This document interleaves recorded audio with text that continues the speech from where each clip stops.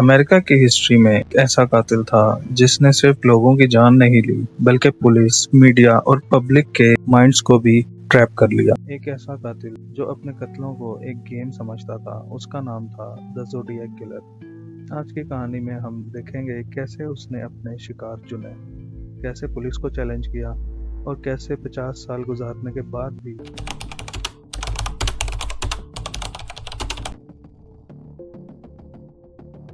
1960s के आखिर में कैलिफोर्निया एक बहुत फास्ट ग्रोइंग सोसाइटी थी। P culture, Vietnam war, political unrest के दरमियान एक ऐसा सीरियल किलर सामने आया जिसका अंदाज किसी हॉरर मूवी से कम नहीं था। और सबसे खौफनाक बात ये थी, वो खुद मीडिया और पुलिस को अपने मर्डर्स के बारे में बताता था।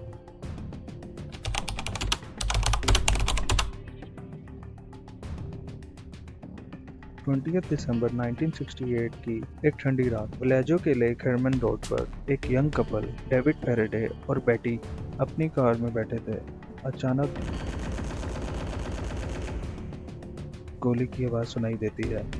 पुलिस पहुंचती है तो दोनों लाशें मिलती हैं। ना कोई सस्पेक्ट, ना कोई विटनेस। पुलिस कंफ्यूज हो गई, लेकिन ये तो सिर्फ शुरुआत थी।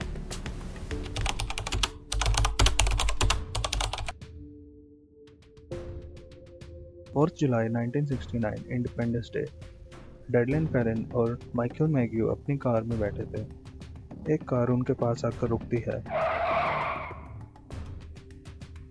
एक आदमी उतरता है और बगैर कुछ बोले सीधा गोली चला देता है। डार्लिन मर जाती है, माइकल जिंदा बच जाता है। कुछ घंटों बाद पुलिस को एक फ़ोन कॉल आती है। I am the one who did it. I also killed those kids last year. ये पहली बार था जब ज़ोडिएक नाम दुनिया के सामने आया।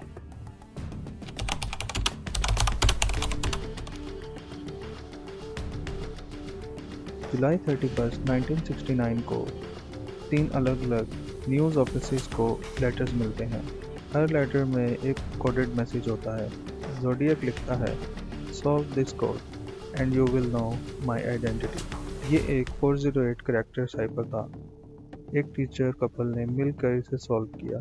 मैसेज था, I like the killing people because it is so much fun. लेकिन आइडेंटिटी फिर भी हिडन थी।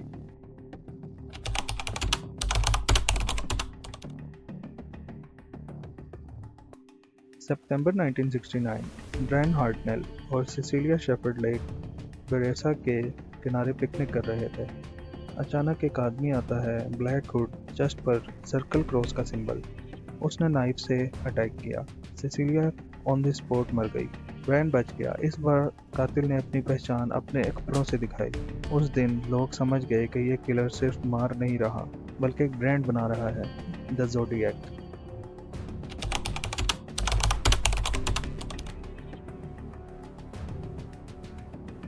अक्टूबर 1969, San Francisco. Taxi driver Paul Stine एक पैसेंजर को उठाता है। पैसेंजर ड्रॉप डाउन लोकेशन पर ही उसे गोली मारकर कत्ल कर देता है। 3 आई विटनेसेस इस सारे सीन को अपनी आंखों से देखते हैं। पुलिस बहुत नजदीक होती है, लेकिन गलत डिस्क्रिप्शन मिलने की वजह से किलर उनकी नज़रों के सामने से गायब हो जाता है। कुछ दिन बाद ज़ोडिएक मीडिया को फिर से एक और लेटर भेजता है और पॉल स्टाइन के कपड़े का एक पीस भी भेजकर एविडेंस देता है कि ये मर्डर उसी ने किया था।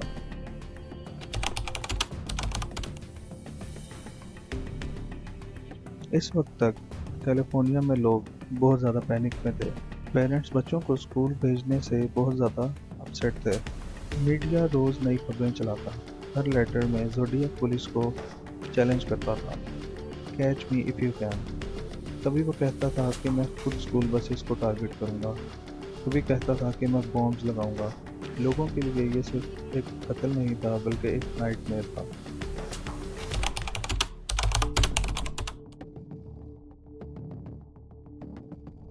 ज़ोडिएक के साइफर आज भी मिस्ट्री बने हुए हैं।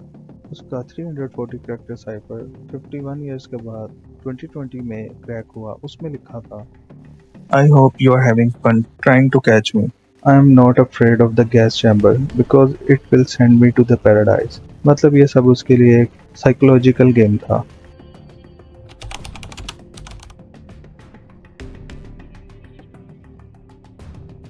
पुलिस और एफबीआई ने हजारों लोगों को इन्वेस्टिगेट किया। कुछ स्ट्रॉन्ग सस्पेक्ट सामने आए, आर्थर ले एलन एक टीचर था जिसका बिहेवियर बहुत ज़्यादा सस्पिशियस था। ज़ोडिएक के लेटर्स में जो क्लूज थे बहुत कुछ उस पर फिट होता था, लेकिन डीएनए मैच नहीं हुआ। रिसेंट थ्योरीज में उसका नाम आता है, लेकिन अब तक कुछ फाइनल एविडेंस नहीं मिल सका।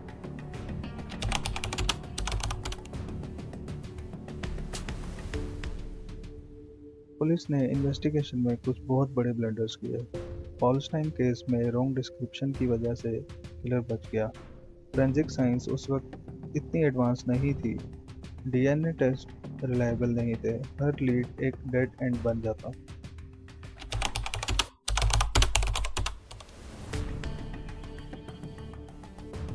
ज़ोडिएक किलर सिर्फ एक कातिल नहीं था, वो एक पॉप कल्चर फिनोमिना बन गया। उस पर काउंटलेस बुक्स, डॉक्यूमेंट्रीज और मूवीज बनी। सबसे फेमस फिल्म थी ज़ोडिएक, जो कि 2007 में लॉन्च हुई थी, जो उस मिस्ट्री को स्क्रीन पे ले आई। आज भी इंटरनेट फोरम्स और लोग उसके साइफर्स और सस्पेक्ट्स के बारे में डिबेट्स करते हैं।